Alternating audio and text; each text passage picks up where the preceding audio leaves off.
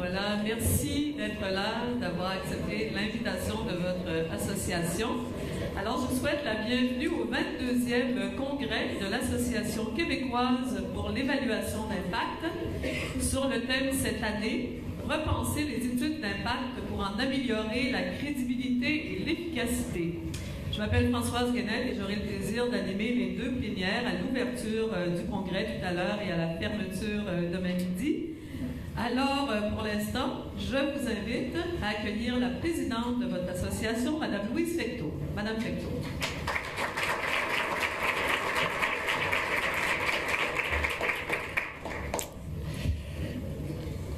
Alors, bonjour à tous. Pas besoin de vous dire que c'est un immense plaisir que d'être ici avec vous aujourd'hui. Au nom des membres du conseil d'administration et des membres du comité organisateur du congrès, il faut vous dire qu'on est extrêmement heureux de vous voir en si grand nombre pour ce congrès d'une journée et demie qui s'amorce. Mon message va être assez bref. J'ai un constat et un souhait à vous partager. Le constat, c'est que je réfléchissais à ça. Notre association est très petite en termes de taille. On est quelques 200 membres, pensons-y, 260 membres. Donc, très petite en termes de taille, mais la portée de ce qu'on fait est immense. On est au cœur du développement économique, on est au cœur de la protection de l'environnement, on est au cœur des préoccupations des citoyens du Québec. Ce qu'on fait, notre manière de travailler, nos façons de livrer nos marchandises influencent définitivement des décisions qui se prennent à chaque jour dans toutes les régions du Québec. C'est pour ça que mon souhait, donc j'arrive au souhait, essentiellement, c'est quant à une participation très active dans les différentes activités qui auront lieu dans la journée et demie. Je pensais à ça aussi parce que je regardais la liste des inscrits. Il y a beaucoup de nouvelles personnes qui se joignent à nous aujourd'hui, des gens qu'on n'a pas vus beaucoup dans les activités de l'association. On le sait, c'est très intimidant de se retrouver avec un micro en dessous du nez. On est toujours en train de se demander si on va se rendre ridicule, ce qu'on dit a de l'allure ou pas d'allure. Aujourd'hui et demain, on va appeler ça on est en séance de travail, on est entre nous, tout est permis, on réfléchit tout haut, on fait du work in progress. Donc, à chaque fois que vous êtes un peu figé sur votre chaise en train de vous dire « je lève ou pas la main », pensez à ma petite voix qui dit « go ». Allez-y. On veut vous entendre. On veut que les opinions, que les conflits d'angles soient relevés. C'est important. Ce qu'on fait pendant la journée et demie qui s'en vient va être transporté ailleurs. On le sait, on est dans un contexte de réforme de l'évaluation environnementale. Il y a aussi beaucoup de choses qui se passent au niveau international. Donc, le fruit de nos discussions, de nos réflexions va se promener. Et on va vous tenir informés de ce qui arrive avec tout ça. Donc, je relis rapidement mes notes pour vous dire que j'ai envie de nous souhaiter à tous un excellent congrès. Et je vous dis merci d'être là, tout le monde. Merci Mme Fecteau. Alors, comment vont se dérouler ces deux journées? Quel objectif on essaie d'atteindre? Mme Fecteau, vous en a glissé un mot, mais là, c'est le temps d'en savoir un peu plus. Alors, j'invite les deux co-présidents du congrès, Mme Myriam Vallière et M. Jean-Yves Lalande, à venir vous expliquer ça. C'est à vous. Bonjour tout le monde, c'est un plaisir de vous voir tous rassemblés. On lance un grand chantier aujourd'hui, puis on est content de vous voir tous prêts à relever le défi de changer le monde des études d'impact tel qu'on le connaît.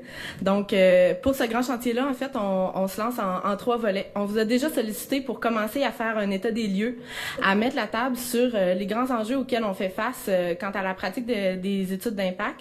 Donc, par le biais d'un sondage auquel vous avez été nombreux à répondre. Donc, on vous remercie énormément. Ce sondage-là vient mettre la table aujourd'hui, vient lancer, en fait, nos premiers intervenants qui vont, par rapport justement à tous les enjeux que vous avez fait sortir, les préoccupations que vous avez soulevées, vont contribuer à la discussion pour, justement, qu'on s'entende sur une base commune sur laquelle travailler, quels sont nos enjeux, pour savoir vers quoi on se dirige. Deuxième chantier, auquel on passe tout de suite après notre plénière d'ouverture. On se lance dans des solutions. Ce qu'on veut, c'est arrêter de gratter le bobo. C'est quoi nos problèmes par rapport aux études d'impact? Une fois qu'on va avoir mis la table pour ça, on se lance sur changer le monde. Donc, on se lance sur des innovations, des pistes de solutions, puis c'est sur ça qu'on a besoin de vous entendre aujourd'hui. Donc, on va le faire d'abord au niveau du volet procédural en matinée.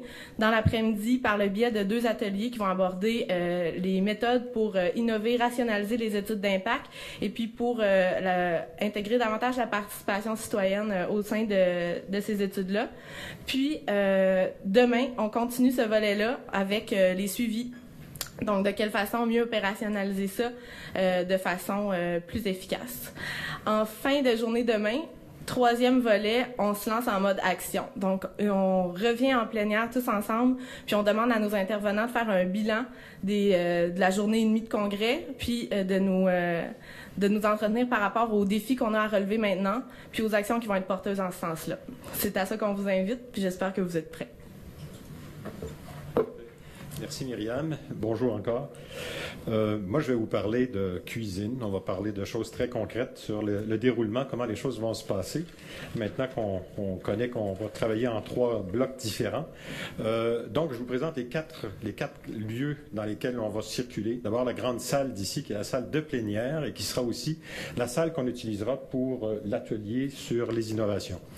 Il y a une 2e salle, on va vous indiquer en temps et lieu, en début d'après-midi. Elle se situe complètement au bout du palier ici. À votre gauche, vous allez voir, il y a un escalier. Ce qui mène au paradis, c'est la salle sénateur dans laquelle aura lieu le 2e atelier, celui sur la participation citoyenne. Il y a le foyer Bonnet. Vous avez vu ça sur vos programmes. Le foyer Bonnet, c'est juste en haut des escalateurs ici, là, des escaliers roulants. C'est une espèce de grand hall. Donc, il y aura le buffet sera servi là ce midi. Les pauses café vont se prendre ici. Donc, c'est tout cet espace-là qu'on va occuper pour les périodes de repos, si vous voulez. Pour le repas, donc encore une fois, il y aura, on a appelé ça un boulevard ou une autoroute pour le buffet. Donc, il y aura 2 tables, 4 voies. Donc, pour accélérer le service, vous prenez vos repas et vous vous en allez dans la verrière, qui est le 4e lieu, le dernier lieu au bout, où il y a des tables. Vous pouvez vous installer et puis la vue est quand même plus intéressante. On peut voir à l'extérieur. Donc, les 4 sites qu'on va fréquenter. Un point important aussi, le temps. Donc, on ramène tout ça en 1 journée et demie cette année. Alors, pour maximiser tout ça, les présentations des conférenciers ne seront pas faites au microphone. On a mis dans le programme une présentation de chacune des personnes qui va s'adresser à vous. Donc, on vous demande de référer à ça pour savoir qui exactement est la personne qui va venir nous entretenir d'un sujet particulier. Pour les présentateurs, on leur demande évidemment tout un beau petit système de 10 minutes, 5 minutes, 4 minutes, 3 minutes, puis dehors. Alors, c'est vraiment de respecter les temps qui vous sont alloués pour vos présentations. Et un dernier point également pour les participants. On va vous donner le microphone, on va vous demander des points de vue. Essayez d'éviter de saluer vos parents, vos grands-parents, puis d'aller directement au sujet. On a souvent des grands préambules. On a ceux qui fréquentent le congrès depuis quelques années. On sait que des fois, c'est un peu long. Alors, essayez d'aller directement. De toute façon, on va vous y inciter. Alors, il ne faut pas vous offusquer si on vous demande de temps en temps d'accélérer un peu le pas. Dernier point, j'allais vous dire de ne pas oublier d'allumer vos cellulaires en sortant. Donc, ça veut dire que vous les éteignez maintenant, s'il vous plaît, tout le monde, qu'on ne soit pas dérangé. Alors là-dessus, je vous souhaite un bon congrès. Pour les problèmes, les troubles, vous voyez Françoise. Pour les satisfaits, puis pour nous dire que tout va bien, vous voyez évidemment Myriam et moi-même. Merci. Bon congrès tout le monde. Merci Myriam, merci Jean-Yves. Alors voilà, on en arrive à l'heure prévue à la plénière d'ouverture que j'aurai le plaisir donc d'animer. Alors le modèle, c'est Jean-Yves en a glissé un mot, c'était vraiment une formule assez originale qu'on appelle le fishbowl ou bocal de poisson, si on veut traduire. Alors on a invité quand même 5 personnes à réfléchir à partir des résultats du fameux sondage à 4 aspects qui sont suggérés par tout ça. Alors comment aller plus loin, concilier la clarté des études avec la qualité, la crédibilité. Alors, de réfléchir à tout ça. Donc, on va procéder par plusieurs tours de table. Je vais d'abord aller voir ces gens, ces experts invités, mais ensuite, on voudra vous entendre sur les mêmes questions. Et à ce moment-là, Jean-Yves et Myriam se promèneront dans la salle avec deux micros comme moi, et vous n'aurez qu'à leur faire signe, à vous lever idéalement, et puis à vous nommer avant de faire votre intervention. Alors l'idée, c'est pas d'échanger entre vous et les experts, c'est vraiment d'ajouter au contenu que nos invités auront livré, donc d'ajouter en termes d'enjeux, en termes de préoccupations également. Alors, je vous les présente, et Françoise Mondor, hier, me disait, t'as pas besoin de les présenter longuement, c'est des vieux de la vieille, tout le monde les connaît. De toute façon, vous avez les notes biographiques détaillées de ces 5 invités en pages 1 et 2 du programme, si je me rappelle bien. Alors, je vais simplement vous rappeler qui ils sont. Michel Bélanger, bonjour, président de Nature Québec. Louise Fecteau, présidente de l'association, présidente aussi de Gaïa Environnement, c'est bien ça. Louis-Gilles Francaire, qu'on a lu pendant, ma foi, 40 ans dans Le Devoir. J'exagère, 30 ans dans Le Devoir, qui est maintenant vice-président du bureau d'audience publique sur l'environnement. Monsieur Wilkinson, alors, attendez, je vais relire votre prénom quand même. Paul Wilkinson, qui est, entre autres, il est là à titre de vice-président senior aux affaires sociales et environnementales de New Millennium Iron Corp, qui développe des minerais, donc des mines de fer au Québec et au Labrador. Et enfin, Serge Hachini Goupil, consultant, Innu, évidemment, de naissance, et consultant en participation publique en milieu autochtone, entre autres sujets de consultation. Alors, la première question qu'on vous avait suggérée à partir, évidemment, du sondage, c'est que le sondage révèle des attitudes assez contradictoires, des besoins qui ont l'air un peu contradictoires. Par exemple, les gens voudraient beaucoup qu'on allège les études d'impact environnemental, qu'elles soient plus accessibles au grand public, mais en même temps, on voudrait accentuer le suivi, l'étude de certains aspects, la participation citoyenne, entre autres. Alors, vous voyez, il y a toutes sortes de choses. Donc, où est-ce qu'on va? Est-ce qu'on s'en tient à des enjeux qu'on estime fondamentaux? Est-ce qu'on ajoute les aspects sociaux aux études? Jusqu'où on va pour concilier tout ça? Alors, comment vous l'avez interprété? C'est vraiment une première question. Et je commence par vous, avant que vous répondiez. Tout le monde a lu le sondage, là? Tout le monde a eu accès aux résultats. Alors, il y avait des données vraiment fascinantes. Louis-Gilles, je vois que vous avez fait vos devoirs. Vous avez même écrit un peu. Alors, sans lire tout ça, soyez le premier peut-être à répondre. Et vous voyez que la caméra va filmer tout ça. Alors, toutes ces plénières, la première et la deuxième demain, sont filmées essentiellement pour permettre à tout le monde de voir les gens, de voir aux écrans les gens qui vont s'exprimer. C'est filmé, mais la captation, elle, qu'on va conserver, c'est la captation de la voix. Donc, les plénières en version intégrale audio seront conservées et disponibles éventuellement au site de l'association. Alors, je voulais vous en prévenir parce que je vous inviterai à vous nommer aussi avant d'intervenir. Alors, voilà. Pour l'instant, vous êtes vu et entendu. Louis-Gilles, alors, comment vous l'avez interprété, vous, ce sondage? Je vais garder le micro.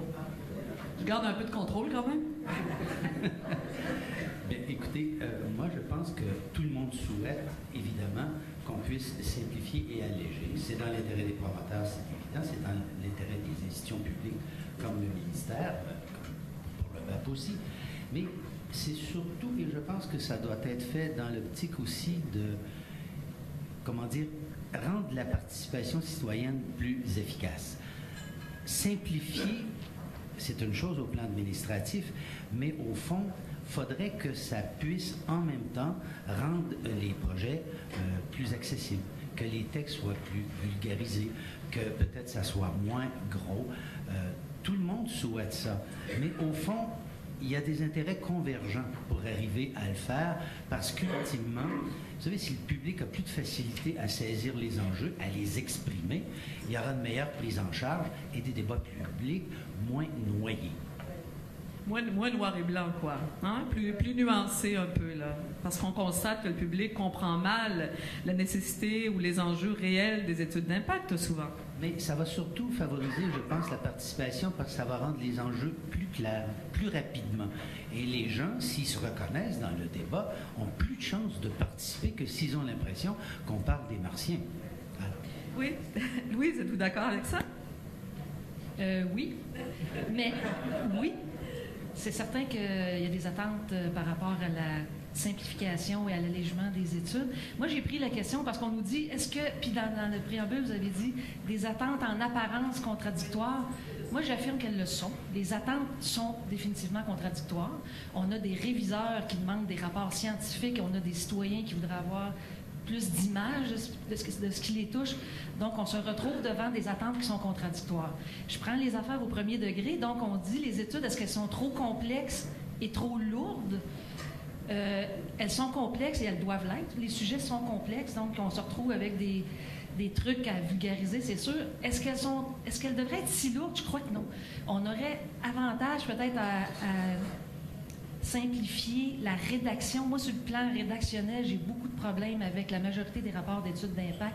Je trouve qu'on met beaucoup trop de mots pour dire des trucs qui pourraient être beaucoup plus simples. Je vois des phrases qui prennent 5 lignes, des paragraphes qui prennent une page avec 8 idées un peu mélangées là-dedans. Donc, c'est inutilement complexe, pas parce que le sujet l'est, parce que la syntaxe fait défaut. En tout cas, donc, on aurait intérêt à peut-être se dire que c'est faisable. C'est faisable de traiter de sujets complexes de manière plus légère, avec un meilleur, français. Donc, peut-être que les scientifiques peuvent se faire aider sur le plan linguistique par des collègues qui ont une meilleure plume, je ne sais pas. Mais vous pensez que c'est possible d'alléger la forme sans sacrifier le contenu, sans sacrifier la rigueur du contenu? Oui. Alors là, on est dans la forme, mais sur le fond, est-ce qu'il y a des aspects ou des enjeux qu'on devrait aussi analyser et qui ne le sont pas actuellement? Monsieur Bélanger, d'après vous? Oui, mais le sondage le fait ressortir que les aspects sociaux, selon les gens sondés, d'ailleurs, j'ouvre une petite parenthèse, d'entrée de jeu, quand on regarde qui a répondu au sondage, il y a quand même seulement 3% on appelle ça les ONG, là. Je ne sais pas de qui on parle, mais sur l'ensemble de 71 répondants. Donc, ça reste quand même, alors que c'est un des enjeux qui est le plus ressorti, c'est quand même, et moi, je n'ai pas la prétention de parler au nom de tous les groupes ou les citoyens qui ont participé, loin de là. Mais c'est vrai qu'on a l'impression, Louis-Gilles l'a dit, parce que j'ai fait un petit sondage avant de venir ici, d'être noyé dans une foule d'informations, et souvent, c'est pas l'information que les citoyens auraient voulu entendre ou voir. Et c'est ce qui fait en sorte que parfois, on a l'impression d'avoir un décalage entre l'attente du contenu mais de là à dire, même pas aussi, mais les contradictoires aussi, parce que de là à dire qu'on doit alléger les études, j'ai des réserves. Des fois, on se sent inondé dans des inventaires de batraciens, ça c'est certain. Et on se demande aussi si... parce qu'il y a une méfiance, hein, faut le dire. Moi, les participants aux audiences du côté public viennent toujours avec une certaine méfiance, et dans d'autres questions, j'expliquerai pourquoi plus. Et donc, ça fait en sorte que d'entrée de jeu, et là, tu as l'impression qu'ils ont caché, ils font exprès de nous noyer derrière une foule d'informations en nous enlevant l'essentiel. Par contre, là, je vous dis que c'est contradictoire, c'est que dès lors qu'il y a des aspects qui semblent importants, l'information n'est pas nécessairement trop volumineuse. Et un des problèmes que j'identifie, c'est la clientèle. On le voit, vous l'avez dans une des dernières questions, les obstacles à cet allègement-là, c'est que l'étude d'impact, elle a plusieurs clientèles qui est visée. Principalement, je dirais, le décideur qui est le gouvernement et qui est l'État. C'est pour ça que c'est si complexe. Par contre, ultimement, ce qui va faire peut-être déraper un projet, c'est pas les aspects techniques de l'étude d'impact, c'est la réaction du public à ces aspects techniques-là. Alors, il y a effectivement, moi je pense que, et ça c'est personnel, parce que ça ne reflète pas nécessairement les gens que j'ai consultés, c'est pas un allègement, je pense que ça serait une façon de reformuler, cibler, résumer, rendre ça plus digeste, mais je ne suis pas sûr qu'il faut les alléger. Donc, peut-être d'aller à l'essentiel.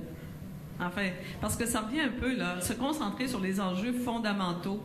C'est une expression qui revient dans les résumés qu'on peut faire du sondage. Est-ce que pour vous, les enjeux, Serge, fondamentaux sont tous là? Okay. Je vais garder le micro, ça ne vous dérange pas? Oui, c'est correct. Je vais être moins à l'aise. Bonjour tout le monde. Je vais remercier ma mère, mon père. Non, ça commence mal. Non, c'est pour rire, mais premièrement, je vous avouerai que je vais vous exprimer ma première préoccupation. Un sondage qui est fait puis qui ne peut pas refléter peut-être, d'après moi, la préoccupation des Premières Nations dans un cadre où aujourd'hui vous me posez la question, le rôle des Premières Nations. Bien, déjà, je peux avoir certains bémols sur les résultats qui sont dans ce sondage-là. Donc, comment vous avez pu adresser la question, comment les communautés ont pu soulever leur inquiétude dans un cadre d'un sondage comme celui-là. Est-ce que vous avez soumis ce sondage-là à nos communautés? Est-ce que les chefs, les praticiens, les experts, nos aînés ont pu influencer votre sondage? Donc ça, c'est la première question. Donc je ne peux nécessairement pas vous répondre à ça. Deuxième point, je vous donnerai un exemple très, très concret. Les Inuits, je suis Inuit de la communauté de Matimekouche-Lac-Jean. Les Cris au Québec, les Naskapi, les Inuits au Québec, les Inuits au Labrador, les Métis au Labrador, les Inuits au Labrador, ont depuis un an et demi mis en place une table ronde sur le caribou de l'Ungava. Et ces 7 nations-là ont trouvé une façon de s'engager à protéger le lien entre le caribou et les Inuits et les Inuits, entre chacun d'eux. Et je vous amène à ce point-là, c'est que je pense qu'un des enjeux, c'est de s'assurer d'une nouvelle réalité, un nouveau leadership. Pour nous, Inuits, moi, en tant que chasseur Inuit, je suis un chasseur, là, je veux parler à titre personnel. Cette année, je savais qu'il y avait 20 000 caribous, 25 000 caribous à Rivière-Georges. Il y en avait 500 000 il y a quelques années. Il y a 100 caribous qui ont traversé dans une journée. Et je me suis posé la question, est-ce que je dois prélever le caribou ou pas? En tant qu'Inuit, chasseur, je dois prélever, j'ai un rôle millénaire de m'assurer de prélever le caribou. Pour tout ça, pour vous dire que j'ai prélevé le premier caribou, j'ai mis ma balle de feu, j'ai rechargé mon arme à feu, et là, j'ai eu le principe de précaution. Là. Vous vous êtes arrêté là. Mais la perspective autochtone, donc, devrait toujours être incluse dès qu'on parle de projets, forcément, qui se passent dans le Nord, qui concernent les communautés un peu plus. Et vous déplorez que ça ne soit pas toujours le cas, c'est ça? C'est pas ça que je dis, c'est que je vais vous exprimer le fond jusqu'au bout parce que c'est important, ce point-là. La valeur que l'Inuit donne au lien au caribou est très importante. Un biologiste québécois va donner une valeur au caribou qui ne sera pas la même que nous. Nous, ça fait 8000 ans qu'on est en lien avec le caribou. Comment ça s'inscrit dans une étude d'impact, ce lien au caribou? Qui peut l'exprimer dans une étude d'impact? C'est l'Inuit, c'est l'expert, c'est l'aîné, c'est nos spécialistes. Et ça, je vous pose la question, comment on peut faire intégrer ça? Donc, j'ouvre le débat à vous dire que c'est un enjeu qui est primordial, ce lien entre le caribou. Il y a des gens qui vont dire, arrêtez de tuer le caribou, les Inuits. Non, nous, on dit, on va continuer à tuer le caribou. Pourquoi? Pour permettre la continuité du lien et le respect avec le caribou. Donc, c'est un exemple, on va y revenir, parce que quand on va parler tout à l'heure de participation citoyenne, c'est un des enjeux précisément, là, comment l'améliorer et comment, à tous les moments d'ailleurs du processus, on pourrait revenir à ce moment-là. Paul? Oui. Merci. Je suis peut-être moins optimiste que certains de mes collègues. À mon avis, la complexité, la longueur d'un énoncé des impacts sur l'environnement dépend de 3 choses. Premièrement, la complexité du projet. Deuxièmement, le contenu de la directive ou des directives émises par le gouvernement qui a juridiction, qui a compétence. Et troisièmement, les enjeux soulevés par le public affecté. Donc, à mon avis, ça dépasse la compétence du promoteur ou de son consultant de déterminer la complexité de l'énoncé. Alors ça, donc il y a des contradictions et des divergences d'intérêts réels et des attentes vraiment contradictoires. Mais comment on peut, dans les processus, améliorer tout cela? Je ne sais pas s'il y a vraiment des contradictions. À mon avis, il y a des points de vue qui peuvent être très différents, mais qui sont tout de même très, très valables. Mais pour moi, la conséquence, c'est qu'un énoncé des impacts sur l'environnement sera probablement toujours très, très complexe, très long. Oui, évidemment, il y a un défi de vulgarisation, mais je crois que les promoteurs et la plupart des consultants n'ont pas les compétences pour s'occuper du volet vulgarisation. Et je me demande parfois si ça devrait être peut-être le rôle du BAP ou d'un autre organisme. Oui, vous êtes d'accord avec Louise là-dessus? Il y a vraiment un travail à faire de vulgarisation, de réécriture, peut-être des documents, pour les simplifier, les rendre plus accessibles, c'est ce que vous disiez. Mais est-ce que c'est un rôle qu'on peut donner au BAP? Je ne sais pas. Qu'est-ce que vous en pensez? Écoutez, je ne pense pas qu'en tout cas ce soit son rôle historique. Il est plutôt là pour regarder et porter un regard nouveau à la lumière des préoccupations du public qui s'exprime en audience. jusqu'à un certain point, vous savez, en audience publique, ce sont les citoyens qui sont un peu les procureurs de la commission, c'est eux qui posent les questions. Alors, on est rendu à un autre stade. L'étude est terminée et le questionnement qui commence touche évidemment l'après-situation que M. Wilkinson décrit. Alors, et je suis d'accord avec lui, on ne peut pas escamoter les aspects complexes d'un dossier parce qu'on ne peut pas préjuger a priori quelles vont être les préoccupations du public qui vont s'exprimer en audience. Il pourrait y en avoir qui s'expriment plus tôt, ça a été souvent mentionné. Il y a des consultants, des promoteurs qui font des consultations en amont. Ça permet évidemment de resserrer le jeu, mais si vous arrivez dans une audience, ça se produit, on va voir les gens axer l'essentiel du débat sur les questions sociales. Sauf que les questions strictement écologiques demeurent importantes. La commission a le mandat de les évaluer. Alors, cet aspect ne peut pas être escamoté parce que simplement les attentes, cette fois-là, dans ce contexte-là, se situent à ce niveau. Alors, il faut avoir cette perspective d'ensemble pour avoir une vue globale, intégrée. C'est l'objectif même de la science et de la discipline environnementale. On n'y échappe pas. Oui, voulez-vous ajouter quelque chose ou l'un d'entre vous en réaction à ce qu'il y a? Oui, parfait. Attendez, je vais me rapprocher. C'est quand même embêtant d'avoir le micro devant la tête. Et puis, on va passer à vos commentaires et vos ajouts ensuite. Oui, juste un petit dernier petit bout de pouce sur ce que Paul disait. En fait, non, c'est surtout pas de confier cette partie-là au BAP. C'est plutôt de se poser des questions. Je rejoins M. Bélanger sur l'aspect restructuration du document lui-même. En termes de structure, il y a de quoi qui cloche chez certains. Là. On aurait intérêt à faire des longues descriptions, à les placer en annexe dans des cahiers disponibles, mais se rendre à l'essentiel dans le document qui va servir d'échange et tout ça. Et on fait une sous-utilisation d'outils comme des figures, des schémas, et tout ça, et on a des descriptions qui finissent plus de procéder et tout ça. Donc, c'est certain qu'à partir du moment où on aurait, je dirais, une réflexion sérieuse, puis à la limite un travail d'étude sur comment faire en sorte que nos rapports soient plus vulgarisés, digestes et tout ça, il y a quelque chose de révolutionnaire qui pourrait se faire dans des temps très courts. Est-ce qu'on sert assez des nouvelles technologies, en édition par exemple, pour construire des documents très vivants, peut-être plus interactifs? Ben non, mais je vais laisser la parole à d'autres, mais je crois qu'on y revient dans une autre question. Voilà.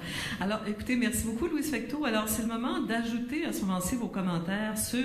Je vous rappelle qu'on essaie de faire l'état des lieux avant, en atelier, d'aller plus loin, d'imaginer des meilleures façons, des meilleures pratiques. Alors, qui voudrait enchaîner sur ce qui vient d'être dit, ces réactions, donc, à partir du sondage, bien sûr. Alors, je vous suggère de vous lever, de nous faire signe. On a 3 micros dans la salle. Myriam est là-bas, Jean-Yves est à l'autre extrémité, il est devant. Alors voilà qui va briser la glace, qui voudrait ajouter. Vous avez lu les résultats du sondage. Est-ce que vous le percevez de la même façon, comme des attentes un peu, oui, contradictoires, des problèmes réels, des nécessités d'allègement dans la forme, sinon dans les contenus? Allez, Mission se tenir le micro. Bonjour. De chez BPR, bonjour. J'ai l'impression que c'est une question qui va suivre tout au long de la plénière, mais beaucoup de gens veulent plus de consultations publiques parce que je sens qu'ils ne font pas confiance dans les données qui sont présentées. Un consultant est toujours à la solde d'un promoteur et tout ça. Et il y a aussi une perte de confiance dans l'expertise et les données qui sont publiques. Et je me demande s'il n'y aurait pas lieu de trouver une façon de tirer meilleur profit des données publiques qui sont souvent très, très fouillées, qui ont souvent aussi beaucoup de perspectives et de longueur dans le temps dans ces données publiques-là. Comment on pourrait, nous, comme consultants ou promoteurs, essayer d'augmenter l'usage de toutes ces données-là. Et là, je parle des données publiques gouvernementales, mais là, je suis heureux d'apprendre qu'il y a une table de concertation, ou je ne sais pas comment M. Goupil l'a appelé, la table de gestion du caribou. Moi, ça peut devenir un interlocuteur très, très important pour pouvoir justement intégrer des données de type public, de type je ne veux pas les nommer autochtones, mais qui viennent du milieu, pour faire en sorte que, sans augmenter la consultation publique, les étapes de consultation publique, au moins que l'information qui est véhiculée est perçue comme étant crédible et non pas juste de l'information à la solde du promoteur. Voilà, une bonne stratégie. Donc, une utilisation amplifiée, améliorée des données publiques puisqu'elles le sont par définition, donc on estime qu'elles sont crédibles. D'autres ajouts, d'autres propos sur cette question des attentes et des enjeux? Oui? Allez-y. Oui, bonjour, Alex Kraft, Transfert Environnement.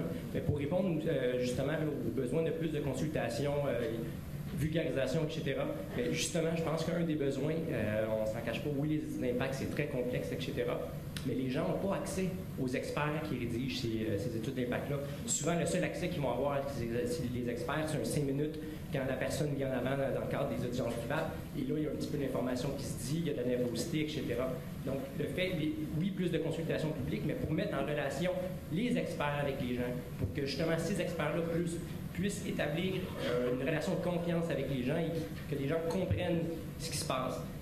Ça ne veut pas dire d'être obligé de lire ça des faits d'études d'impact, mais c'est vraiment de les mettre en relation pour justement que les gens comprennent et après ça puissent avoir confiance dans les études multiples qui sont réalisées. Ouais, on est toujours sur l'enjeu de la crédibilité des études et la possibilité pour le public de mieux comprendre. Alors, d'autres suggestions de cet ordre-là ou d'autres réactions à ce que nos 5 premiers invités nous ont dit? Voilà, oui, monsieur? Alors, Myriam s'approche de vous. Écoutez, vous avez peut-être une bonne voix, mais on a quand même besoin du micro. Ouais.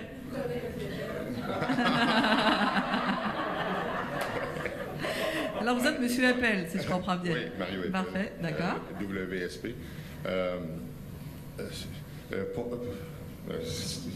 Ta blague me déstabilisait un petit peu. Je veux dire, pour ce qui est de la lourdeur, puis de la complexité des dossiers, puis de comment on doit en traiter, je vais prendre l'exemple de l'évaluation environnementale stratégique sur les hydrocarbures dans le Golfe Saint-Laurent, dont j'ai dirigé la réalisation. Puis, je veux dire, nous autres, notre objectif était de faire un rapport de 300 pages. T'sais? Puis, on a atteint notre objectif, sauf qu'il y a toujours des séries de questions. On avait une trentaine d'analystes de différents ministères qui regardaient ça. Puis, on a eu comme 5 étapes de publication. Puis, alors, au total, on a eu 2107 questions, puis on a supplié qu'ils focus. 2107 questions. Puis là, puis quand on a fait de la consultation publique, il y a des gens qui nous disaient, bon, on nous inonde dans une mer d'informations. Puis il y en a toute une autre partie qui disait, ben, vous escamotez des pans complets de... Ben, écoutez, bon... Comment on peut simplifier, là? Ben c'est justement le rôle des résumés. Mais les résumés des études d'impact, ça, c'est la chose qu'on fait en dernier. Ceux qui investissent dans le coût de produire les résumés, ça, il ne reste plus d'argent, là. Puis on ne veut pas investir dans des efforts importants de vulgarisation. De communication. Ça, je veux dire, on veut pas. Moi, je veux bien, là. Oui. Mais dans le processus, c'est pas facilité actuellement. C'est ce que vous dites. Mais écoutez, on va continuer sur cette question-là. C'était la deuxième, puis vous l'avez déjà abordée un peu. Comment alléger tout ça? Parce qu'il y a des contraintes. Dans le sondage, on vous demandait d'identifier, et il y a quand même plus une centaine de personnes parmi vous qui ont répondu au sondage, et 85% des gens disaient que la forme et la présentation du contenu ne facilitait pas la compréhension par le grand public. Donc, c'était nécessaire d'alléger tout ça sans sacrifier la qualité. 72% des gens pensent que c'est possible. Cela dit, il y a des contraintes réelles. Et parmi les obstacles majeurs, les gens disaient les attentes gouvernementales et la complexité des enjeux. Vous venez de le répéter. Il y a des obstacles plus mineurs un peu, les attentes du public, la nécessité de transparence dans l'analyse des données et la difficulté d'innover dans la présentation. Vous l'avez souligné aussi. Mais comment dépasser ces contraintes-là?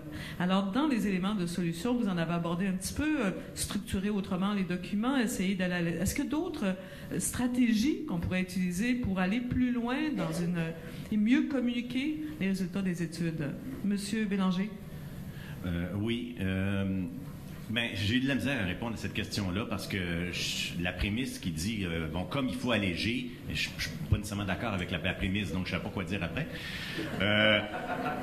Par contre, j'entends tous les commentaires et aussi mon premier commentaire. Quand on dit, les gens disent, c'est une frange dit, on escamote l'essentiel. D'abord, l'essentiel pour un n'est pas le même essentiel que pour l'autre. Et ça fait ressortir, moi je pense qu'on va le dire, parce qu'on le répète, ça fait 30 ans qu'on le répète, l'étape de la pré-consultation, le scoping, je comprends pas que c'est tellement, tout le monde le demande, tout le monde le trouve ça évident, et je pense qu'effectivement, ça permettrait de cibler certains essentiels pour certains. Et ce qui ne veut pas dire qu'on doit alléger les autres sections qui sont moins essentielles, même après une première évaluation, parce que ça fait partie d'un tout. Alors, il y a ça. Et l'autre élément pourquoi je trouvais que j'ai de la misère à répondre à cette question-là, c'est que par ailleurs, je trouve qu'il manque souvent des morceaux importants. Vous en avez identifié quelques-uns. D'ailleurs, vous avez la même question qui revient à contradictoire, les effets cumulatifs. Il y en a qui disent oui, d'autres, il y a la même question qui vient, est-ce qu'on devrait les enlever, d'autres, c'est les remettre. C'est un énorme morceau, mais avec les nouvelles tendances du ministère, la nouvelle loi sur le développement durable qui a introduit la question de la capacité de support du milieu récepteur, on n'y échappe plus, en fait. Sauf que et ça va devenir un enjeu. D'abord, je suis content de ne pas être un technicien qui ait fait les études d'impact. Je ne sais pas comment les gens vont pouvoir mesurer la capacité de support d'un milieu en fonction des effets cumulatifs d'un projet. Ça, c'est une paire de manches, mais je pense qu'on faudra éventuellement aller là-dessus. Et un autre commentaire qui m'est venu de personnes qui ont participé à des audiences là, au sein de Nature Québec, c'est un des essentiels qu'on escamote souvent, c'est la justification économique versus les impacts. Ça aussi, c'est un morceau qui est très complexe à évaluer. Donc, tout ça pour dire que Pour vous, le défi, c'est pas d'alléger, c'est de mieux les faire, de mieux concevoir, de rééquilibrer un petit peu. La seule solution qui m'est venue, c'est la question de la préconsultation sur la directive. Mais ça, est-ce que c'est pas la nature des évaluations stratégiques, celles qu'on fait en amont, justement, des projets, là? Enfin, bon, d'accord, je n'irai pas là-dessus, j'en connais pas assez. Qui voudrait poursuivre? Je viens de me mettre un pied dans le plat, là, parce que j'ai lu qu'on doit aller vers de plus en plus idéalement. Oui, attendez. Seigneur, non, vous pouvez pas, là, vous êtes trop loin, là, je me déplace. Oui. Alors. Sur la question de la communication, peut-être, à ce moment-ci, là, comment alléger, comment rendre ça plus compréhensible et facile pour les populations que vous connaissez bien? Bien, premièrement, je vais vous donner un exemple concret. J'ai participé au processus de Minarno dans la communauté avec Ouachat, McMahon-Tennam. Il y avait un processus que Minarno a mis en place qui était un processus de pré-consultation du milieu régional et aussi des Premières Nations. Donc, c'était peut-être une première, là, je ne suis pas capable de dire si c'était une première, mais ça a amené une dimension, ce qu'on a pu à l'interne de la communauté, avoir des outils et de se préparer pour communiquer de l'information de l'étude d'impact. Et ça nous a permis aussi à l'interne d'avoir un expert, on a un biologiste chez nous, à Ouachat, qui s'appelle André Michel, et lui a pu parler avec les aînés dans sa langue. Donc, et il y a toute cette dimension-là de la connaissance de l'autre et de ses enjeux dans la communauté. On a des radios communautaires en Innu, on a notre Radio-Canada, si on pourrait dire. Là. Donc, il y a ces enjeux-là que vous ne connaissez peut-être pas. Et aussi, même si vous les appelez, peut-être qu'ils ne vous recevront pas, ils vous écouteront pas, mais ils ne voudront peut-être même pas diffuser l'information que vous voulez leur permettre de diffuser dans leur réseau. Pourquoi? C'est une question de confiance. Il y a eu un bris de confiance quelque part un jour et il faut rétablir la confiance entre les Premières Nations et les Québécois sur plusieurs enjeux. Il y a un gros enjeu qui est, à mesure que les canaux de communication vont se développer, il y a une question qui... On ne parle pas au BAP des droits politiques et territoriaux. Les commissaires évitent toujours la question, mais les gens de nos communautés, quand ils s'adressent au BAP, je me rappelle très bien, j'étais là-bas à cette île, dans la communauté de Ouachat, mais les gens disaient au gouvernement, nous, on veut régler la question des droits politiques et territoriaux. Les commissaires nous disent, c'est pas notre mandat. Mais nous, c'est lié. Toute l'étude d'impact a une influence sur le projet du promoteur, un impact sur nos droits, sur notre occupation, sur nos liens au territoire. Donc, il y a des enjeux qui sont très importants, puis qui ne sont pas adressés, puis qui ne sont pas soulevés, puis il va falloir qu'on le fasse. Parce que dans l'étude d'impact de Minarno, il n'y avait pas la dimension de la connaissance du territoire, de l'occupation. Pourquoi? Parce qu'on n'a pas... Le Conseil de bord a refusé de donner les informations aux promoteurs. Par manque de confiance dans le processus? Pas envers Minerno, envers le processus actuel avec les gouvernements. Il y a un grand manque dans la Minerno et c'est pas et ça, c'est important, là, ce point-là.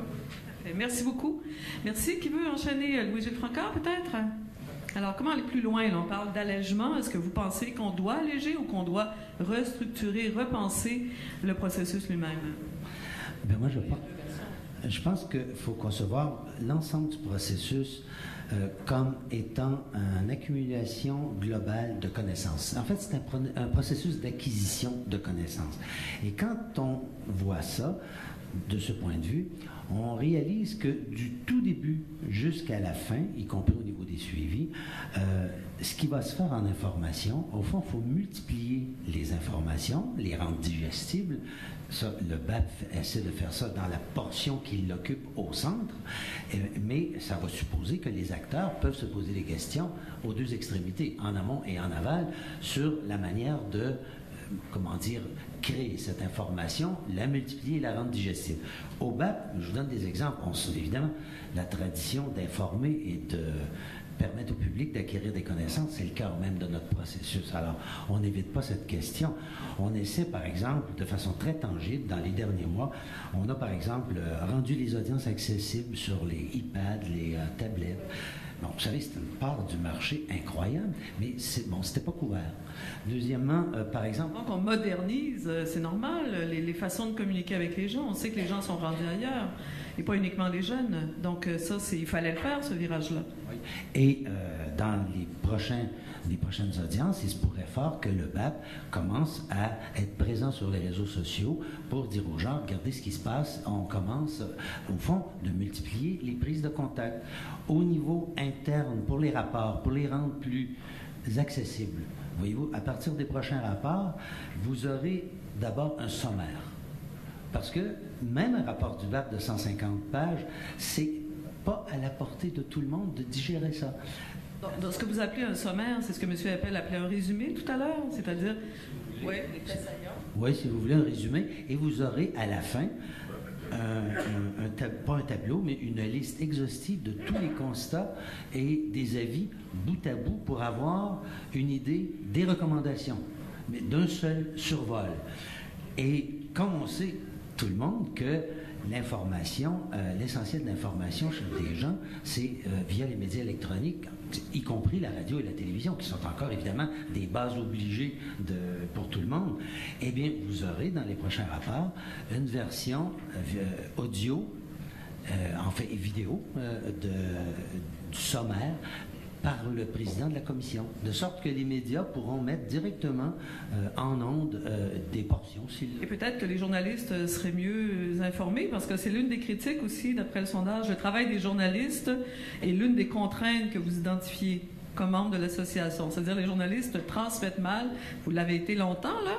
Êtes-vous l'exception dans le milieu, là? Tous les journalistes, en général, transmettent mal la nature, la nécessité des études d'impact? Écoutez, je ne porterai pas de jugement sur mes anciens collègues, mais je vous dirais simplement que tous ne sont pas spécialisés en environnement. C'est un langage relativement hermétique. Il y a beaucoup de gens, vous savez, sur la rue qui se demanderaient de quoi on parle s'ils nous écoutaient. Alors donc, imaginez des journalistes qui n'ont jamais touché à ça. C'est sûr qu'il y a un problème de transmission vers le public. Et ça n'aide pas l'acceptation par le public du travail qu'on fait en évaluation. Mais cela dit, si les exigences gouvernementales, elles, continuent d'augmenter, est-ce que ça va être possible d'alléger? Est-ce qu'il n'y a pas là aussi une contradiction?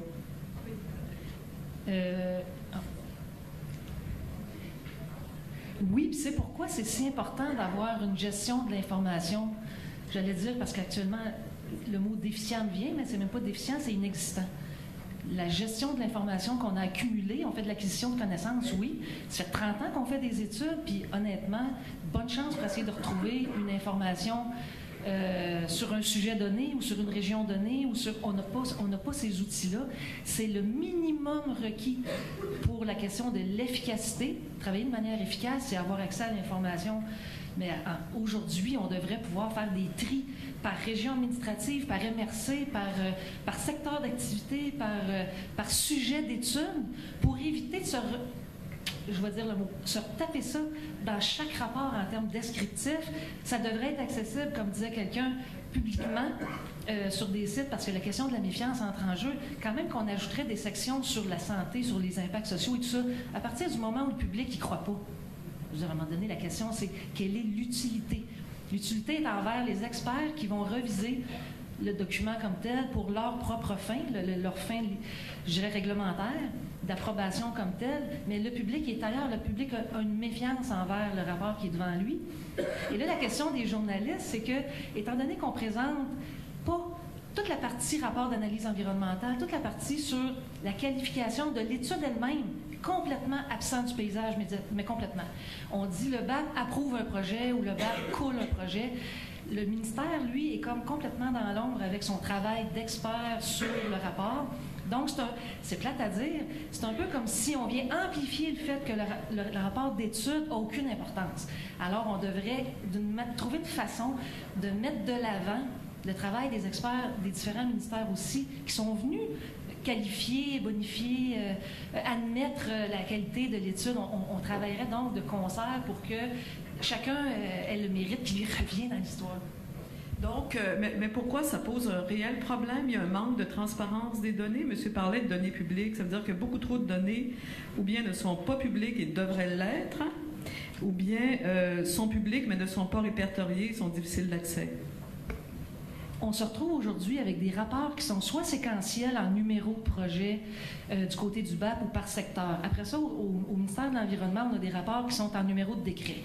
Mais quiconque veut essayer de faire un croisement de données, c'est littéralement impossible. Il faut absolument se payer des archivistes pour faire un ménage là-dedans. Je veux dire, c'est du gaspillage de temps pour tous ceux qui vont faire des études à venir, mais aussi de qualité d'information. Il faut redonner, comment je dirais ça, au public confiance à la quantité incroyable d'informations qu'il y a. Non seulement ça, mais on émet quoi? 8000 certificats d'autorisation par année au Québec? Avez-vous une idée de l'information factuelle qu'il y a derrière ça? Elle est dans des boîtes. Je veux dire, on met ça en papier ou je sais pas quoi, pouf, ça prend le bord des entrepôts. C'est presque criminel, économiquement parlant. Et c'est un gaspillage de fonds publics aussi.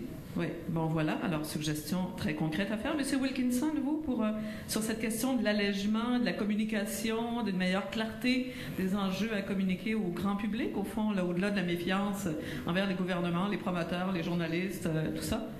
Oui, je trouve que c'est facile à dire qu'on devrait cibler les enjeux, mais je ne sais pas si c'est vraiment réaliste. L'intervenant de WPS nous a parlé de 2000 quelques questions. Nous venons de préparer une analyse des enjeux identifiés lors de l'audience du BAP sur le projet de mine Arnaud. C'est un document de 15 pages à simple interview. Et je pense qu'il y a certainement des groupes qui sont fondamentalement opposés à presque toute forme de développement industriel. Je pense que si on allège les énoncés des impacts, ils vont nous critiquer parce qu'on est trop simpliste. Si on aborde tous les enjeux possibles, on se fait critiquer parce que les études sont trop complexes. Mais juste un commentaire, et je pense qu'il ne faut pas sous-estimer ce qui a été accompli au cours des 3 ou 4 dernières décennies.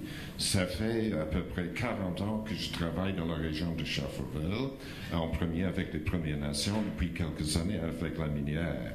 Et si on compare ce qui s'est produit dans le secteur minier de Schefferville entre 1952 et la fermeture des mines en 1982, avec ce qui se produit aujourd'hui dans le cadre du projet de Labrador Iron Mines et du projet de New Millennium avec son partenaire Tata Steel, c'est jour et nuit. Et ça, c'est grâce en partie à l'existence du BAP, à l'exigence de préparer des énoncés des impacts sur l'environnement. Donc, même si tout n'est pas parfait, c'est une nette amélioration par rapport à ce qui existait auparavant. Bon, bien sûr, l'histoire, il y a quand même évolution, mais M. Goupil nous disait que ça pouvait aller beaucoup plus loin dans cette prise en compte de la vision, de la vision du monde, au fond, et de la vision de la nature proposée, entretenue, cultivée par les Autochtones, avec qui vous allez travailler. Oui, et New Millennium et bien d'autres compagnies s'efforcent pour mieux intégrer les connaissances, le savoir, les préoccupations des Premières Nations dans les études d'impact. Il y a une reconnaissance certainement dans la loi fédérale de l'importance d'inclure le savoir traditionnel des autochtones. Mais comme M. Goupy l'a souligné, c'est un vrai défi, un vrai défi. D'accord. Là-dessus, alors, qui voudrait enchaîner ou réagir peut-être les uns aux autres ou surtout ajouter des contenus, là, toujours sur cette question de, je dirais, de l'allègement un peu des études, de leur rendu, tous les enjeux de communication, de vulgarisation, de transmission au grand public. Bon, alors on comprend qu'il y aurait moyen d'améliorer le rendu, la structure des rapports. Oui, alors voilà, monsieur. On s'approche de vous, Myriam s'approche avec son micro. Faites-nous signe aussi, là. Faites-nous signe et Jean-Yves est là avec un autre micro derrière. Oui, voulez-vous vous lever, vous nommer, s'il vous plaît? Mario Gauthier, je suis professeur à l'Université du Québec en Outaouais. Oui, je m'intéresse à la question des... Bonjour. Je trouve les discussions très, très intéressantes, mais ce qui me frappe tout de suite, c'est est-ce qu'on n'est pas devant un nouveau mythe rationnel? À vouloir alléger, à vouloir réduire, à vouloir améliorer la confiance entre les partis, etc. Alors que j'entends dans les propos de tout le monde que c'est très difficile de faire ça, de répondre à la complexité, de répondre au contexte d'incertitude, au contexte de méfiance. Alors je me demande si on ne devrait pas plutôt accepter ces conditions-là qui sont très difficiles. De produire des études d'impact, c'est pas facile. De produire des études d'impact qui soient fondées scientifiquement, mais qui tiennent compte aussi des valeurs. Dans une société, on l'a dit, les projets sont de plus en plus complexes, même pour les experts, pour les scientifiques. Alors pour les citoyens, c'est aussi d'une complexité énorme. Enfin bref, pour moi, il s'agit peut-être d'un mythe rationnel. On aimerait bien que les évaluations environnementales stratégiques réduisent les besoins d'évaluation de projets. À mon avis, c'est un mythe. C'est un mythe aussi. C'est un mythe aussi. Par contre, c'est peut-être un mythe mobilisateur. Donc, j'aime beaucoup ce que j'entends ici. Je ne dis pas qu'il ne faut pas essayer de vulgariser, essayer d'alléger, mais je dis surtout qu'il faut prendre acte d'une nouvelle réalité sociale. Ouais. Qui est la complexité. Qui est la complexité, qui est la gestion des incertitudes. La science ne peut pas apporter toutes les réponses. Je pense que la plupart des gens ici vont le reconnaître. On a parlé des valeurs. C'est clair que l'appréciation d'un impact n'est pas la même par celui qui est affecté par la décision parce qu'il est riverain. Il ne sera pas évalué de la même façon. La complexité des sociétés aussi. Parler des Autochtones. Mais en même temps, comme société, on a des choix à faire et les études d'impact devraient, comme citoyens, nous aider à faire ces choix. On pourrait, par exemple, avoir des audiences publiques qui ne sont pas conflictuelles. À mon avis, c'est un mythe aussi. On en a besoin du conflit dans notre société. On a bien sûr besoin de consensus, mais on a besoin aussi du conflit. Alors, moi, méfions-nous de ces thèmes à la mode, l'allègement. Mais est-ce qu'on n'a pas besoin, je ne veux pas me faire l'avocat du diable, mais pour gérer les conflits, il faut quand même que la communication se fasse bien. Il faut quand même bien saisir les intérêts des uns et des autres, bien saisir les enjeux. Je parlerais d'un mythe mobilisateur. Je ne dis pas qu'il ne faut pas essayer, mais il ne faut surtout pas penser que c'est la panacée. Et d'ailleurs, un intervenant disait on a fait beaucoup de chemin en 40-50 ans. Je le crois, même si le scoping n'est pas encore en vigueur, on fait quand même un peu de pré-consultation. On a peut-être amélioré le suivi environnemental un petit peu. Il y a encore du travail à faire. Je suis un partisan de tout ça, là. Je ne dis pas le contraire. Mais en même temps, moi, ce qui me fait peur, c'est quand j'entends... plusieurs des intervenants ont remis en cause cette facilité vers l'allègement ou vers... ça me rassure. Je trouve que nos débats sont constructifs parce que... Mais je voulais juste insister sur... il ne faut pas être naïf, quoi. Voilà, merci beaucoup. D'autres commentaires sur tout ça? Oui, monsieur, là-bas. Et puis, faites-nous signe si vous êtes à l'arrière. Ensuite, ce sera vous, monsieur. Allez-y. Nommez-vous encore une fois? Oui, Pierre-Michel Fontaine, je travaille au gouvernement du Québec en évaluation environnementale. Je vais faire un commentaire sur ce que Louis-Gilles Francaire a dit sur l'amont et l'aval. Dans le cas de l'aval, les programmes de suivi, on a demandé à Hydro-Québec, parce que les rapports de suivi sont nombreux, sont très spécialisés, faits par des experts, on a quand même demandé à Hydro-Québec de faire un effort de vulgarisation du suivi. On parle de post-projet. Mais, bon, une fois l'inquiétude passée, le projet décidé, il y a des inquiétudes quand même qui demeurent, les gens sont intéressés, mais ça devient tellement complexe, spécialisé, que souvent l'information était inaccessible. Alors, on a demandé au Québec de faire un effort très particulier pour rejoindre les Autochtones. Dans ce cas-là, c'était un projet dans la baie James. Et Hydro-Québec a généré, à l'intérieur de ces rapports de suivi très techniques, bon, évidemment, il y a le résumé qui était dans une page, mais à la fin du document, il y a un sommaire exécutif qui a fait peut-être une dizaine de pages, qui résume avec un peu plus d'images, un peu plus de simplifié, le contenu du rapport de suivi. C'est un bel exemple de vulgarisation qui est fait évidemment par le promoteur, mais qui rejoint, je dirais, la préoccupation de rendre l'information plus accessible. Oui. De la même façon, en amont, le promoteur peut, c'est toujours notre souhait, on encourage de toute façon les consultations pré-projet, et on encourage le promoteur à divulguer l'information le mieux qu'il peut pour rendre ça accessible. On encourage le promoteur, on ne peut pas remplacer le promoteur dans ses efforts. Et je veux juste finir par...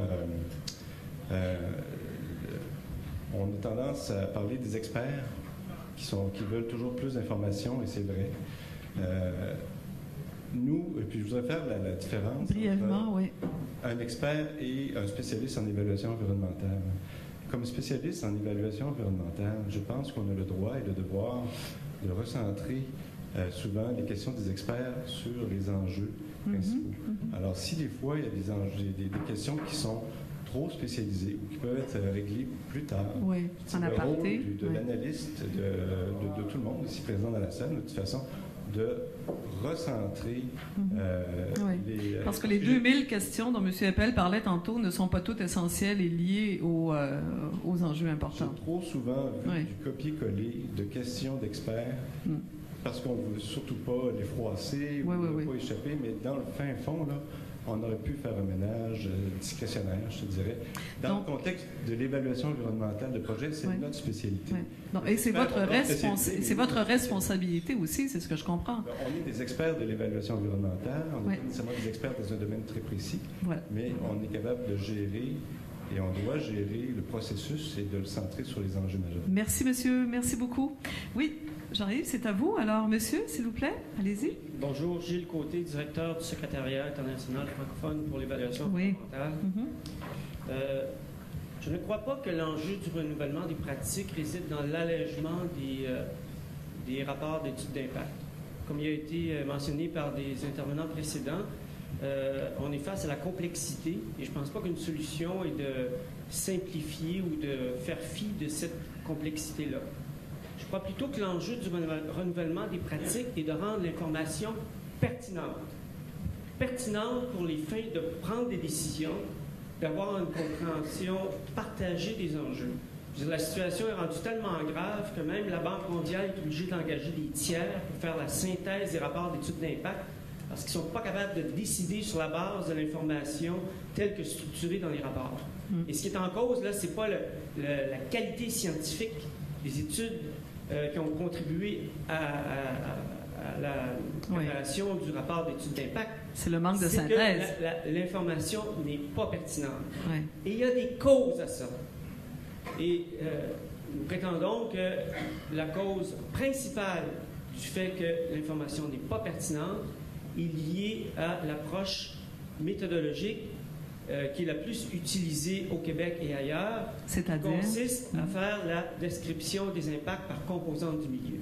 Et c'est l'objet de la proposition, des propositions qu'on va faire cet après-midi, c'est de faire la démonstration des conséquences de l'utilisation de ces méthodes-là sur la problématique qui est en discussion aujourd'hui.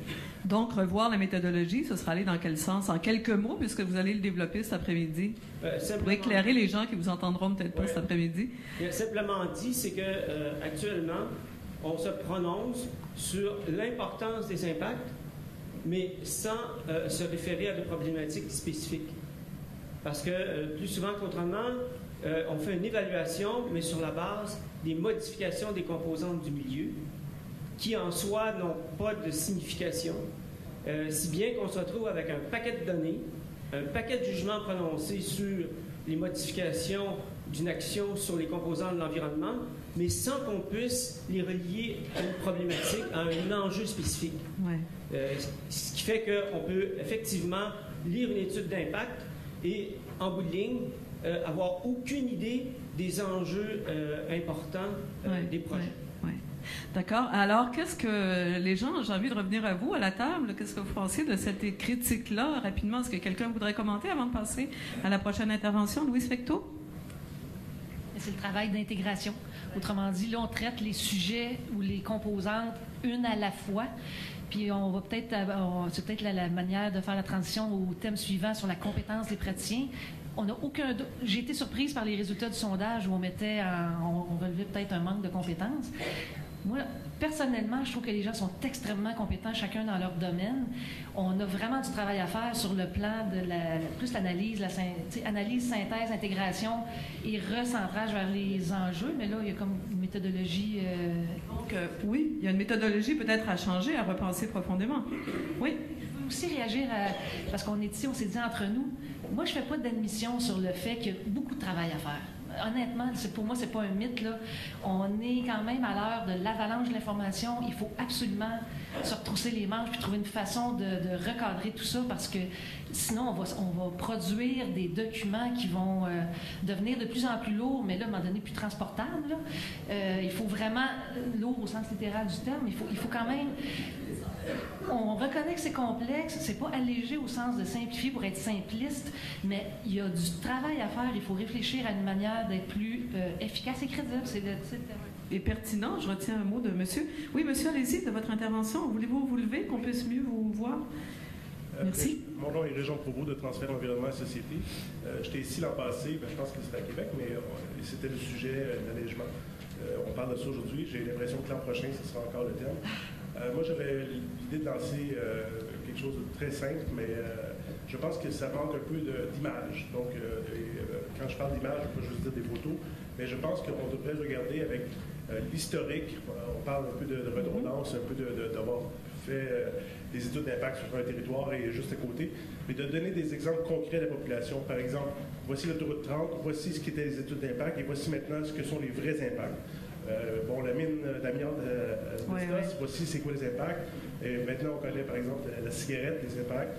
On parle beaucoup des ondes cellulaires avec les tours. Et on devrait s'inspirer de l'histoire, et je pense que ça va rejoindre un peu les communautés autochtones aussi, de penser à concrétiser, à regarder des faits concrets et à donner des images aux gens et des comparatifs. Donc, quand on fait par exemple un projet de mine, on peut regarder comparativement, mais pas regarder ce qui se faisait dans les années 50, mais vraiment dans l'histoire récente, les 10-15 dernières années, et donner des comparables aux gens, à la population, qui soient plus imagées.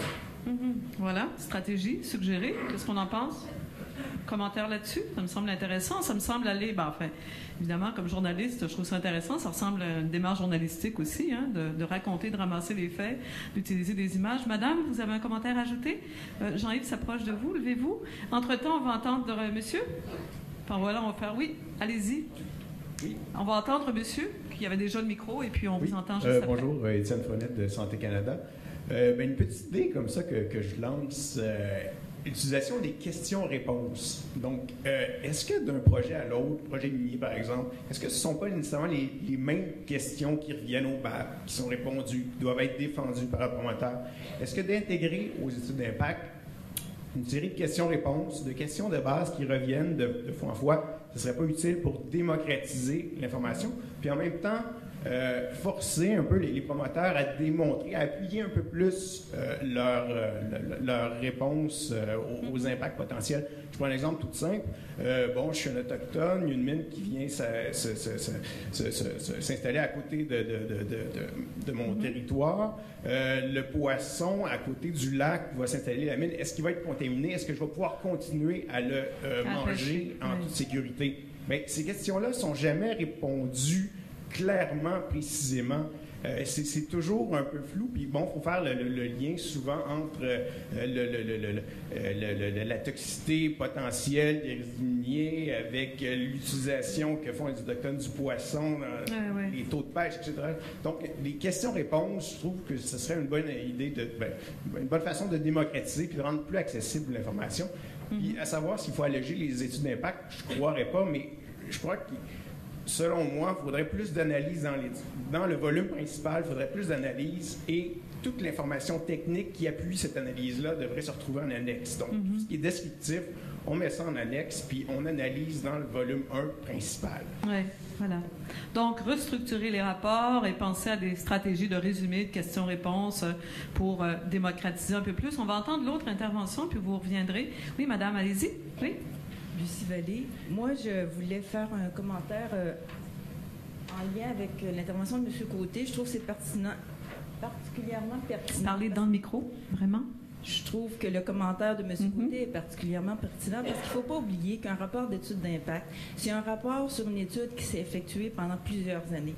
Si l'étude s'est construite comme une accumulation de données biophysiques de milieu, le rapport, il tente de refléter ça avec une sorte d'analyse après coup des impacts. Mais si cette conception-là n'est pas en amont de l'étude, mais les gens qui rédigent le rapport, ils font ce qu'ils peuvent. Puis souvent, quand ils comprennent le projet à la fin, bien, ils voient des trous, mais ils ne peuvent plus aller chercher les données qui n'ont pas été... Donc, c'est vraiment en amont qu'on doit penser. Donc, il y a un certain enjeu de comprendre qu'est-ce que c'est, comment on doit mettre en place l'étude au début de l'étude. Et si les gens n'ont pas cette espèce d'intégration de ce que c'est une analyse environnementale, comme le disait M. Fontaine, au départ, qu'ils ne font qu'accumuler de la connaissance biophysique du milieu, souvent, c'est ce que les consultants cheminent progressivement à faire. Alors, la rédaction d'un rapport synthétique sur l'étude qui n'a pas été conçue est assez difficile. Puis je pense que dans ce contexte-là, les gens qui travaillent à faire les rapports font de leur mieux. Mais s'il y a une sorte de faille de conception de l'étude en amont, ben, tout le processus et le rapport vont est gâché. Et personnellement, dans ce sens-là, je pense que le scoping et la stratégie, la consultation en amont, moi, j'apprécie l'intervention qui souligne qu'il y a des mythes d'arriver à des objectifs, c'est plutôt un chemin, mais par ailleurs, j'aimerais bien qu'on s'essaie avec l'étude stratégique avant de dire que c'est parce que dans la pratique, en tout cas, on pourrait en faire plus avant de dire que c'est pas un bon outil. Voilà. Alors, merci. Je vous voyais réagir. Levez-vous, là, puis dites-nous, qu'est-ce que vous pensez de ça? Claudette Journeau. Ben, je pense que tout est interrelié.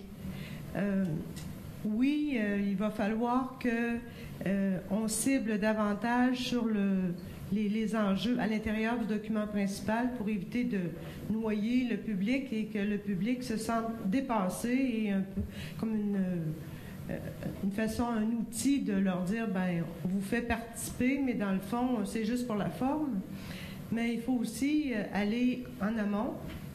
Bien en amont, c'est vrai que les évaluations environnementales stratégiques, ça va aider beaucoup pour cibler les grands enjeux et aussi pour que les gouvernements fassent les travaux préparatoires en amont au niveau de la réglementation, les outils de gestion nécessaires pour éviter que ce soit encore des documents qui soient présentés comme à la pièce.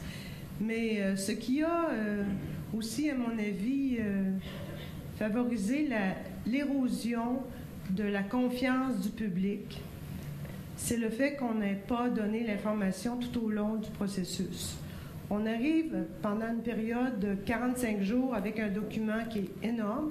On demande aux gens de se faire une idée là-dessus et d'écrire une question au ministre qui va le convaincre qu'il y a un besoin d'aller devant le BAP. Et sans avoir, pendant 2 ans, là, suivi le déroulement des travaux. Mais d'après moi, un des gros problèmes, c'est le fait que les suivis environnementaux ne soient pas publics. On dit aux gens, on a confiance en vous, venez parler, venez nous dire ce que vous pensez de ces impacts potentiels, mais on leur enlève le droit de connaître les impacts réels. Comment voulez-vous que les citoyens aient confiance dans l'autre promoteur qui va suivre après puis qui va dire est-ce que vous êtes certain que l'impact que vous anticipez, ça va être ça qui va se passer? Parfait. Merci. On n'a pas donné cette information-là. Donc, c'est tout interrelié. Ça revenait dans les suggestions, bien sûr, faites au moment du sondage. On poursuit? Commentaire? Oui? Oui, bonjour, madame. Monsieur Clich, bonjour. Oui, mon nom est David Clich. Au cours des 12 dernières années, j'ai été chef d'orchestre de plusieurs grands projets de développement. Alors, voici une technique que j'utilise dans tous les grands projets que j'ai pistonné, soit dans le cadre d'un 22, un CA 22 ou d'un 31.1, 31.5. C'est en amont, avant que l'étude d'impact soit complétée, avant que le projet soit vraiment gélatiné, figé, que le jello ait pris, c'est faire une journée porte ouverte. C'est assez simple. C'est annoncé dans le milieu qu'il y aura une journée, disons, du samedi à 14h à samedi 22h. Porte ouverte et tous les citoyens intéressés peuvent venir rencontrer les spécialistes qui sont impliqués dans la rédaction du projet, la rédaction d'études d'impact. C'est simple, c'est très exigeant pour les spécialistes qui des fois trouvent les journées un peu longues, mais et on y va par thème et table sectorielle. Alors dans le cadre de projet éolien, il y a une table, qu'est-ce qu'une éolienne? Qu'est-ce qu'une turbine, qu'est-ce qu'un socle, qu'est-ce qu'une tour, quel est le montage financier du projet, quels sont les impacts, il y a une table sur les impacts. Et actuellement, les citoyens défilent une grande journée et tous les commentaires reçus sont à l'effet que les gens ressortent beaucoup plus informés. Et ça permet de bonifier le projet. Et là, mais là, on est bien avant des audiences, on est bien avant le fait de présenter l'étude d'impact dans le cadre d'un 22. Et on parle beaucoup du 31.1 à 31.5, ici le BAP, mais il ne faut pas oublier que la plupart des projets au Québec, et même des grands projets, sont autorisés en vertu des 22. Et dans ce cadre-là, il n'y a aucun processus formel de consultation du public. Et souvent, les gens apprennent qu'un projet a été autorisé conformément à l'article 22. Puis, c'est quoi cette affaire-là? Alors, la technique porte ouverte, c'est simple, en amont, et c'est très apprécié. Les citoyens sortent de là, il y a des débats qui se créent spontanément autour de tables sectorielles. Voilà. Puis ça permet mais c'est pas utilisé comme formule par tous les promoteurs, mais ça pourrait éventuellement l'être. Non, mais moi, les promoteurs qui travaillent, ils acceptent, sinon ils vont prendre un autre consultant, mais c'est très bonifiant pour le projet au début. Puis, mais c'est pour les scientifiques, que ce soit les ingénieurs, les biologistes, les aménagistes ou les autres experts, échanger avec le monde, c'est pas évident. Et pour les promoteurs non plus, parce que si tu es le promoteur d'un projet, tu es sûr que ton projet, il est bon parce que tu en es le promoteur. Accepter de le modifier dès le début, en amont, de partager, de te faire remettre en cause, c'est ça qu'il faut faire. Oui. Parfait. Merci beaucoup. Alors, je trouve ça, là aussi, un outil intéressant.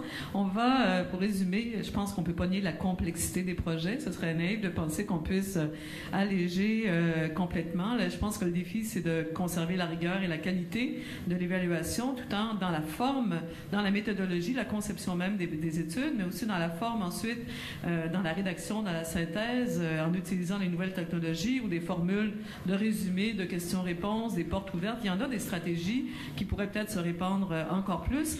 On va passer à la question suivante, la compétence des praticiens.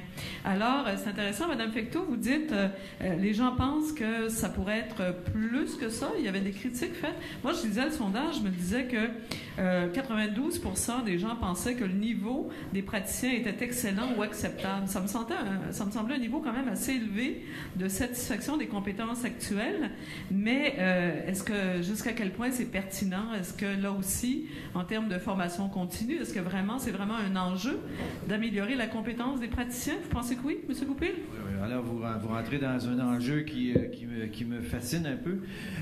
Pour votre information, là, je ne sais pas si... En tout cas, peu importe, là, la caméra... je vais me tourner le bord.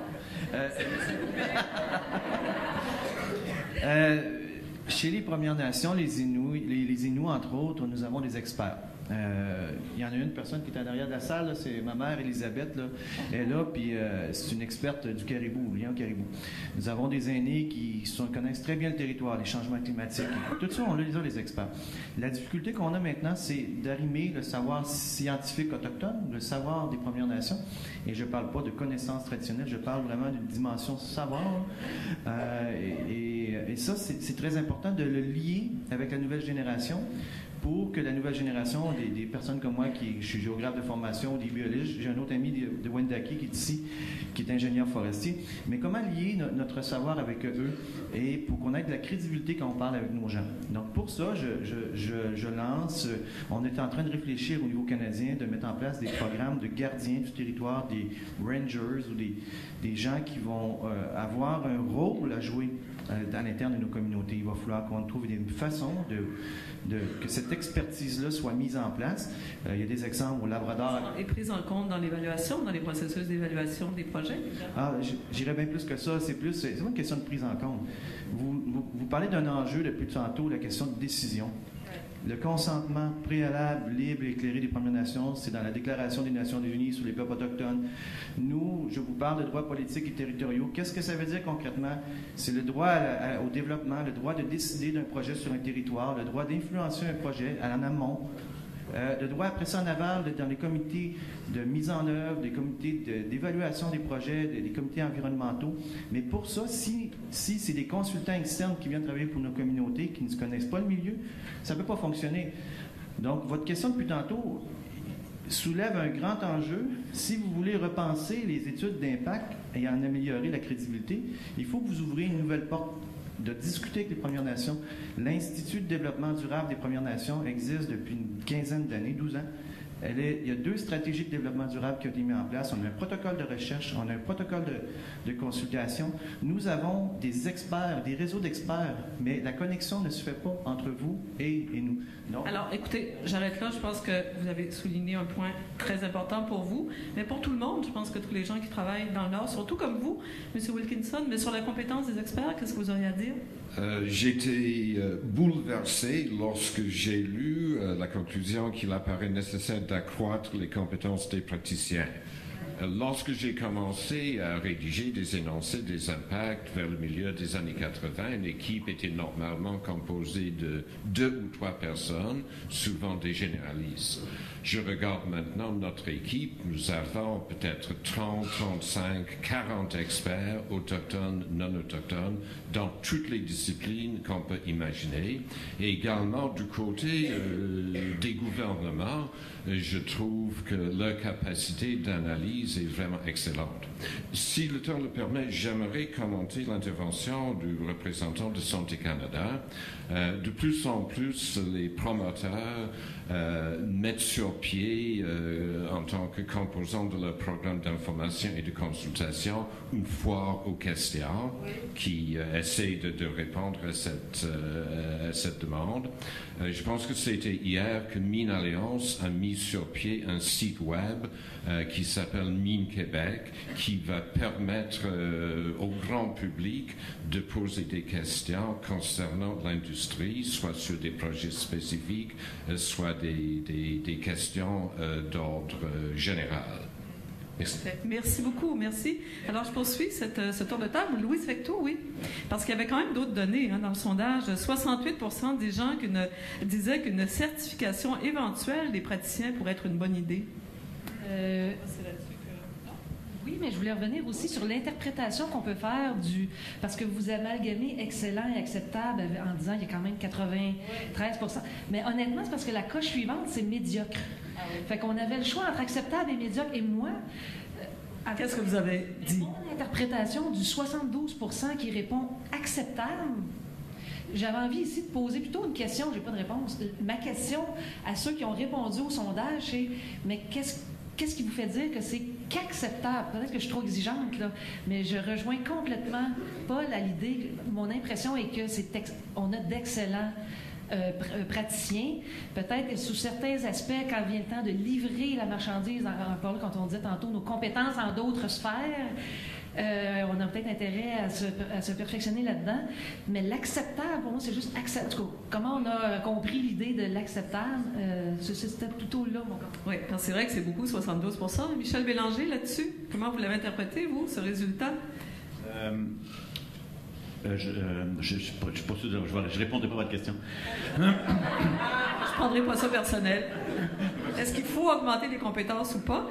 Vous, ce qui vous intéresse peut-être, c'est quand même 86% des gens disent les praticiens pour avoir une meilleure formation en participation publique, être mieux formés à gérer la participation citoyenne ou en tenir compte. Est-ce que... En fait, je pense qu'il y a... En fait, je ne suis pas convaincu de ça. C'est même une position contraire que j'avais. Je trouve qu'il y a un danger qui ressort de... on parlait de contenu tout à l'heure, mais à partir du moment... Moi, ce que je vais vous dire qui je pense qui est insultant pour les participants d'audience, c'est d'avoir comme présentateur d'une étude d'impact de 100, 200, 300 pages qui comporte 6, 7 professionnels distincts, des chimistes, des biologistes, toutes tributaires d'un ordre professionnel à l'égard duquel et c'est une expertise pointue, et d'avoir un relationniste, un gars de relations publiques qui ramasse le tout et qui répond comme un ensemble. Et ça fait et le danger qu'on a disait tantôt de simplifier l'étude et tout ça, il est là aussi. Il faut faire très attention de donner l'impression qu'on simplifie à outrance des données effectivement complexes. Et une des choses pour des groupes, je dirais, plus structurés, plus organisés, donc qui ont été fouillés certaines questions plus pointues, c'est que si un biologiste, par exemple, a fait une évaluation, comment faire en sorte que ce dernier, d'abord, son opinion ne soit pas diluée, parce qu'on a l'impression parfois que le package à la fin a minimisé peut-être des mises en garde qu'un ou l'autre de ces spécialistes-là aurait peut-être par ailleurs souligné. Donc l'imputabilité des parties prenantes dans l'étude d'impact et la façon de le rendre public et de le livrer, ça c'est un aspect, c'est un défi en fait, parce que c'est à la fois il faut le vulgariser. L'autre élément que je voudrais soulever, parce que c'est mon petit sondage interne, il ne faudrait pas négliger. La réponse précise, c'est j'ai pas l'impression qu'il manque de compétences dans les artisans des études d'impact. Je pense que les gens sont compétents respectivement à leur domaine. Il y a une perception, effectivement, par ailleurs. Et cette perception-là, ce que je voulais souligner ou lancer un pavé dans la mare, il faudra faire attention. Luigi a parlé de le citoyen et le procureur de la commission. Et moi, j'avais déjà une conclusion que je voulais faire souligner. Il faudra faire, dans les prochaines années, particulièrement les proches, il faudra faire attention au syndrome post-commission Charbonneau. S'il y avait déjà un déficit de confiance, il va s'être exaspéré par le traitement qui a été fait des firmes d'ingénieurs, honnêtement, et je le sens dans les participants des audiences publiques. Et je vous dis que je pense que, et c'est une question que vous avez soulevée, oui, il faudrait que des gens comme vous se penchent sérieusement sur des méthodes ou des techniques pour peut-être pallier, peut-être artificiellement, je ne dis pas que c'est une panacée, c'est l'impression que ça va dégager, mais d'augmenter l'indépendance des auteurs des études d'impact. L'accréditation effectivement... La certification, oui, vous seriez d'accord? Oui, mais pas juste la certification, le suivi... parce que moi, d'être certifié, puis que mes mêmes firmes passent tout le temps, mais également le suivi de cette appréciation-là. Je déborde un peu sur ma dernière question aussi, mais une fois accrédité, c'est une chose, mais ça se perd, l'accréditation. Qui va être l'arbitre pour enlever l'accréditation de quelqu'un? Oui, Gilles Francaire. Rapidement, augmenter ou pas, et comment, si oui, la compétence? Comment vous le percevez? Sont-ils compétents en général? On semble dire que oui, que ça s'est beaucoup amélioré et que les gens sont très compétents.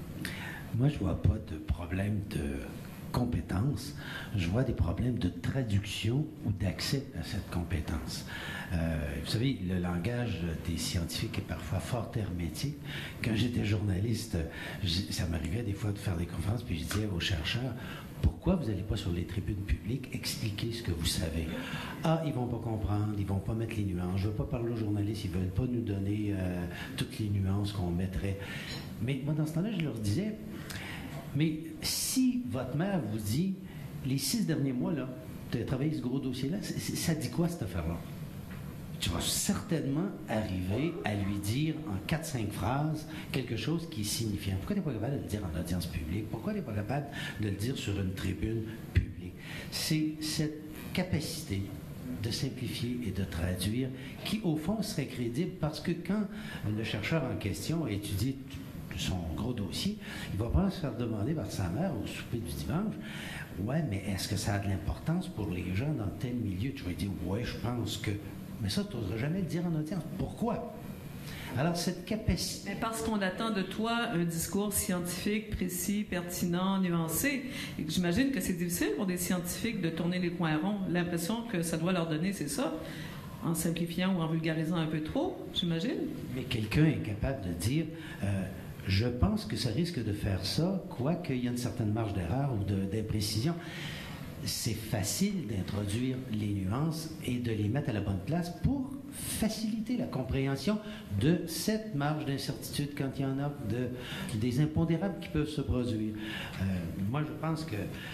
Et aussi, c'est la capacité du scientifique de faire le lien entre son étude très technique et l'enjeu qui est sur la table. S'il ne veut pas faire le lien avec l'enjeu, ça va demeurer hermétique. Les gens vont se demander pourquoi il est là. Donc, ça demande à chacun des scientifiques d'essayer d'avoir aussi une vue globale des enjeux et pas uniquement de sa portion de l'étude. Oui, mais ça, je pense que quand ils le font, quand ils font leurs études, ils savent que c'est interrelié à d'autres aspects d'un dossier. Et normalement, ils essaient de les inférer dans leur propre étude. Donc, ces éléments-là sont présents, ils l'ont à l'esprit. Il s'agit de le traduire. Mais écoutez, ça nous amène directement à la dernière question, au fond. Je vais terminer avec vous sur cette question-là. À qui s'adressent vraiment les études d'impact?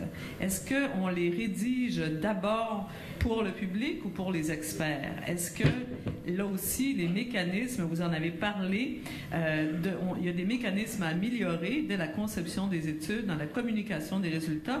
Est-ce qu'en termes de participation citoyenne, on est allé aussi loin qu'on le pourrait et qu'on le devrait? Alors, c'est la dernière question qu'on vous suggérait. Qu'est-ce que, M. Wilkinson, peut-être, en premier dans ce cas-ci? Puisqu'il me reste quelques secondes, plutôt que de répondre à la question, je vais juste faire un commentaire.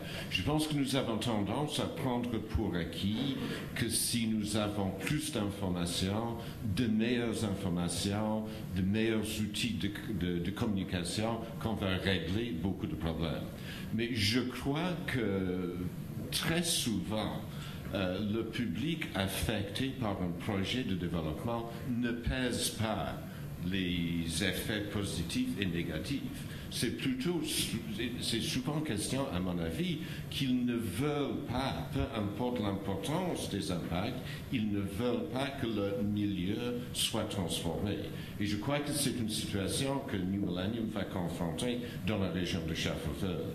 Il y a 2 projets miniers dans la région de Schefferville. Dans les 2 cas, des ententes ont été signées avec les Premières Nations.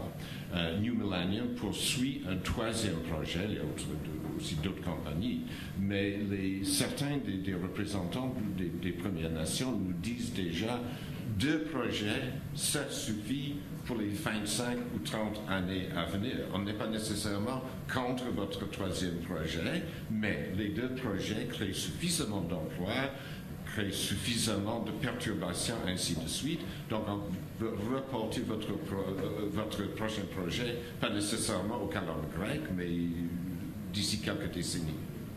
Voilà. Alors, oui, sur la participation citoyenne, Mme Fecteau?